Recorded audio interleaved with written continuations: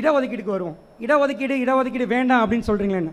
இடஒதுக்கீடு என்பது அதாவது ஒருத்தன் ஒரு 1000 கிலோமீட்டர் போயிட்டான், பின்தங்கி இருக்கிறவங்கள இடஒதுக்கீடு என்ற ஒரு எஸ்சி என்ற ஒரு பட்டியலில் சேர்த்து அவர்களும் சமத்துவத்தோடு வாழ வேண்டும், அவர்களும் தொழிலில் வளர வேண்டும், கல்வியில் வளர வேண்டும், அரசியலில் அதிகாரத்திலும் வளர வேண்டும் என்பதற்காக கொண்டு வரப்பட்டது தான் இடஒதுக்கீடு.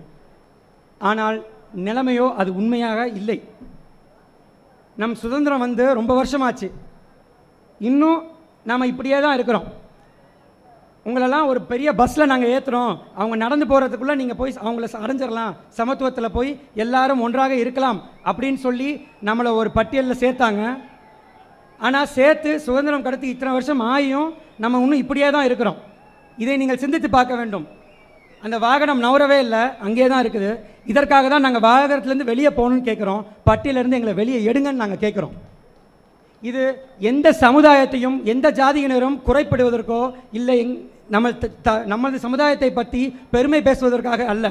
எங்களின் சுயமரியாதையோடு நாங்கள் வாழ நினைக்கிறோம். சுயமரியாதையோடு வாழ்ந்த சமூகம் சுயமரியாதையோடு வாழ்வதற்காகவே நாங்கள் போராடி வருகிறோம்.